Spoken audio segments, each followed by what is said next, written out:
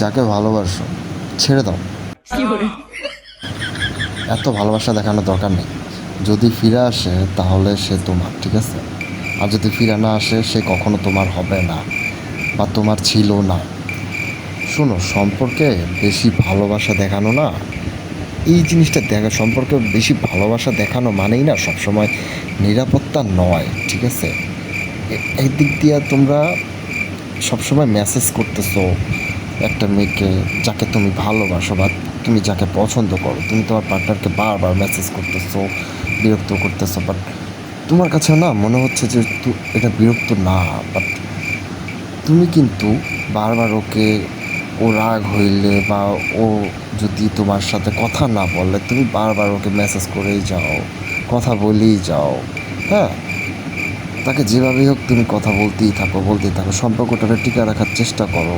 বহুত কিছু হইতে পারে, নানা কারণ হইতে পারে, কিন্তু ভালোবাসা ভাই এইভাবে হয় না, ঠিক আছে? তো যাই হোক, এইভাবে নিজেকে আসলে না ছোট করো না, ঠিক আছে? মানে ভাই, একটা মেয়ে তোমার ভালোবাসে না, জীবনে আই লাভ ইউ পর্যন্ত তোমার বলে নাই, তো সেই মেয়ের পিছনে তোমরা কেন ছুটতেছো? কেনই বা তোমাদের এত মূল্যবান সময়গুলো লস করতেছো, মূল্যবান সময়টা নষ্ট করতেছো? দেখো, সময়ের কিন্তু মূল্য আছে, ঠিক আছে? তো যাই হোক, যেটা বলতেছিলাম, সম্পর্কে আসলে বেশি ভালোবাসা দেখানোটা উচিত না। এই যে তোমরা বারবার একটা মেয়েকে বলতেছো I love you, I love you, I miss you, আমি তোমার ছাড়া বাঁচবো না, হ্যান ত্যান, তুমি শুধু আমার, তোমার ছাড়া আমি থাকতে পারবো না, এইটা সেইটা, ব্লা ব্লা ব্লা, বহুত কিছু তোমরা বক্কর চক্কর, মানে নিজেরে পুরো একেবারে ঝোকার বানায় ফেলো তুমি ওই মেয়েটার কাছে, ঠিক আছে? गजब बेइज्जती है। তো এইভাবে না ভাই কথা বলা যাবে না। একটা মেয়েরে তুমি বেশি ভালো, অতিরিক্ত ভালোবাসা দেখাইতে যায় তুমি হাসির পাত্র হইতেছো, ঠিক আছে? এইটা করা যাবে না। এটা কারণটা কি জানো? মানে প্রতিদিন এই মনে করো অনেকেই সম্পর্কে খুব বেশি জড়ায় পড়ে, ঠিক আছে? যেমন আছে, এমন অনেক আছে সম্পর্কে বেশি জড়ায় পড়ে। মনে করো সম্পর্কে বেশি ভালোবাসা দেখানো মানেই সবসময় কিন্তু নিরাপত্তা না। হ্যাঁ, বা এটা কিন্তু তুমি নিজের জোকার বানাইতেছো। তুমি তুমি ভাবতেছো তুমি ওরে বেশি ভালোবাসা দেখাইতে চাই, তুমি হিরো হয়ে যাইতেছো, বা তুমি বুঝাইতে পারতেছো তুমি, হ্যাঁ, ওই তুমি মনে করতেছো ওই মেয়েটা তোমার বুঝবে, তুমি অনেক ইমোশনালি কথা বলতেছো ওই মেয়েটা, বা তুমি ভাবতেছো যে হ্যাঁ কাজ হয়ে যাবে, ওই মেয়ে হয়তো বুঝবে তোমাকে। আসলে ভাই, এই মাইয়ারা কোনো কিচ্ছু ভাই বোঝে না, ঠিক আছে? মানে ছেলেদের মন মানসিকতা বোঝার না ক্ষমতা মাইয়া মানুষের আল্লাহ দেয় নাই ভাই, ঠিক আছে?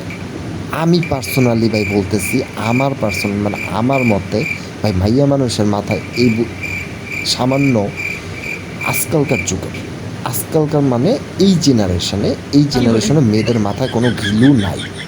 মানে কোন ছেলে তোমার সাথে টাইম পাস করতেছে, কোন ছেলেটা তোমার সাথে সিরিয়াসলি লাভ করতেছে, কে তোমার সত্যিকারে ভালোবাসে, কে তোমার লাইফে পারফেক্ট একটা পার্সন, সেইটা বোঝার ক্ষমতা এই জেনারেশনের মেয়েদের মধ্যে নাই, তোমরা পাবা না, ঠিক আছে? তো যাই হোক, তোমরা যারা এই সমস্ত রোগে ভুগতেছো না, মানে এইটা একটা রোগ ভাই। কেমনে রোগ আমি বলি, সিরিয়াস অ্যাটাচমেন্ট, ঠিক আছে? অ্যানাক্সিয়াস অ্যাটাচমেন্ট একটা রোগ। এই রোগটার লক্ষণ কিন্তু এই জিনিসগুলা, এতক্ষণ যে বগর বগর করলাম, তোমরা মেয়েদের প্রতি দুর্বল, তারপরে মেয়েদের বারবার নিজের পার্টনারকে মেসেজ করতেছো, বা গার্লফ্রেন্ড হইতে পারে, যেটাই হইতে পারে, বউ হইতে পারে, ভাই তোমরা স্যাঁচরামি করো বেশি, ঠিক আছে? মানে আমরা পোলারা ভাই, কী বলবো, আমরা পোলারা মানে আমি নিজের উপরেও দোষ নিতেছি, কারণ ঠিক আছে আমিও এরকম, আমার লাইফেও বহুত কিছু হয়েছে, মানে আমিও কিন্তু লাইফে কম চেষ্টা করি না। তো যাই হোক, মানে প্রত্যেকটা ছেলেই কিন্তু লাইফে এরকম কাহিনী আছে যে একটা মেয়ের জন্য চেষ্টামি করতে করতে করতে করতে পুরা, মানে না পাইলো ওই মাইয়ারে, না পাইলো কিছু, ঠিক আছে, উল্টা নিজের মান সম্মান হারাইছে। তো যাই হোক, এটা একটা অ্যানাক্সিয়াস অ্যাটাচমেন্টের লক্ষণ, ঠিক আছে? এতক্ষণ যে বকবকগুলা করলাম, এই লক্ষণগুলা এই রোগের কারণ, অ্যানাক্সিয়াস অ্যাটাচমেন্ট।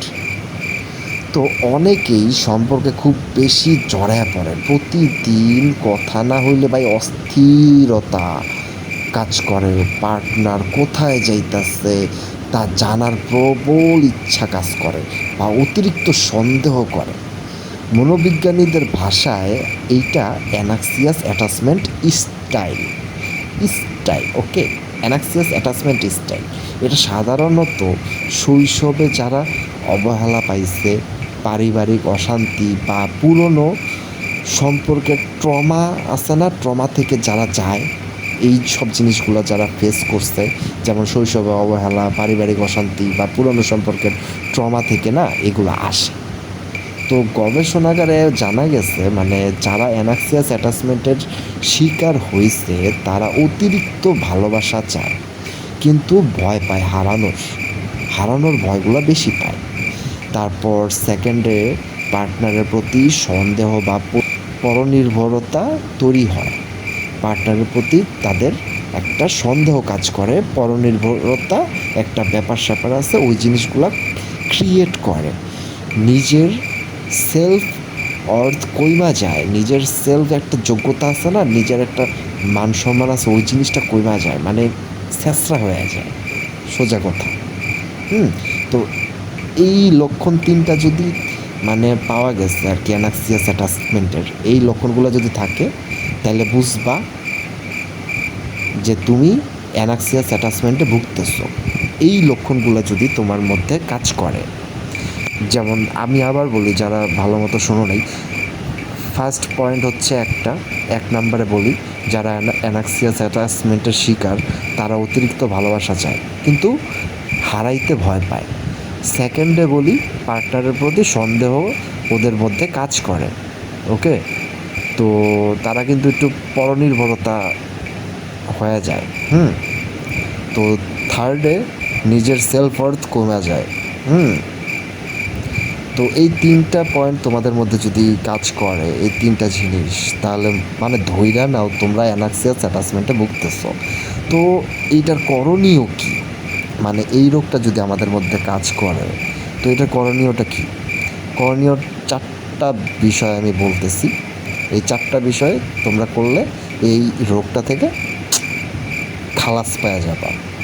যেমন এক নম্বরে বলি, নিজের আত্মবিশ্বাসটারে বাড়াইতে হবে। সেকেন্ডে হচ্ছে জার্নালিং বা আপনার মেডিটেশন করা, মানে যাইতে পারেন মেডিটেশন করতে পারেন বা মেডিটেশন করা যায় জিনিসটা, ঠিক আছে, মেডিটেশন করলে করতে পারেন, এটা আপনাদের উপর ডিপেন্ড করে। তো সেকেন্ড পয়েন্টে শেষ করলাম, থার্ড পয়েন্টে যাই। তো থার্ড পয়েন্টটা হচ্ছে পার্টনারের সঙ্গে ওপেন কমিউনিকেশন করা কিন্তু জরুরি। থার্ড পয়েন্টে আপনার পার্টনারের সাথে ওপেনলি কমিউনিকেশন করতে হবে, মানে খোলাখুলিভাবে কথা বলতে হবে। যেমন মনে করেন আপনি সরাসরিভাবে কথা বলতে পারেন, সামনাসামনি বসে একটা জায়গায় কথা বলতে পারেন। হ্যাঁ, ওই মোবাইলে চ্যাটিং ফ্যাটিং করে কোনো লাভ নাই ভাই, ঠিক আছে। তো 4 নম্বর পয়েন্টে বলি, প্রয়োজনে আর কিচ্ছু করার নাই, কাউন্সেলিং নেওয়া উচিত। কাউন্সেলিং ছাড়া আর কোনো উপায় নেই, ঠিক আছে। কাউন্সেলিং নিলে নিতে পারেন আপনারা। এই চারটা জিনিস যদি করেন তাহলে মনে করেন আপনারা এই রোগটা থেকে মুক্ত পাবেন। আর এই জিনিসটা আমার মতে ভাই, নিজের আত্মবিশ্বাস যেটা আছে না, ওই জিনিসটা যদি আপনি বাড়াইতে পারেন আপনার আর কিছু লাগবে না ভাই। আপনার এই অ্যানাক্সিয়াস অ্যাটাচমেন্টের যেই প্রবলেমটা আছে এই প্রবলেমটা সলভ হয়ে যাবে। শুধু একটা পয়েন্ট যেটা আমি বলি, আমি তো চারটা পয়েন্ট বলছি, তো একটাই আপনার করণীয় হবে ভাই। আমি যেটা বলি প্রথমে, যেটা আমি বলছি নিজের আত্মবিশ্বাস বাড়াইতে হবে, এই জিনিসটা করেন, আর কিচ্ছু লাগবে না, ঠিক আছে। আর বাকি তিনটা যে করণীয় কথা বলছি, যেমন জার্নালিং বা মেডিটেশন করতে হবে, পার্টনারের সঙ্গে আপনার ওপেন একটা কমিউনিকেশন করতে হবে, বা প্রয়োজনে কাউন্সেলিং নিতে হবে, ঠিক আছে। এই তিনটা জিনিস না করলেও চলবো। তিনটার মধ্যে ভাই দুইটা জিনিস আমার মনে হয় করতেই হবে, কারণ ওপেনলি পার্টনারের সাথে কথা বলাটা জরুরি, ঠিক আছে। আর নিজের আত্মবিশ্বাস, এই দুইটা জিনিস করেন, আর কিছু লাগবে না। তো যাই হোক, আই হোপ আমি অ্যানাক্সিয়াস অ্যাটাচমেন্টের জিনিসটা আপনাদের বুঝাইতে পারছি। হ্যাঁ, আসলে ভাই এই রোগটা আসলে অনেকের মধ্যেই আছে, সত্যি কথা বলতে এই রোগটা অনেকের মধ্যেই আছে। আর কাদের কাদের আছে একটু কমেন্ট করে একটু জানায়ও, তাহলে একটু ভালো হয় আর কি। তো যাই হোক, আল্লাহ হাফেজ, সবাই ভালো থাকবেন।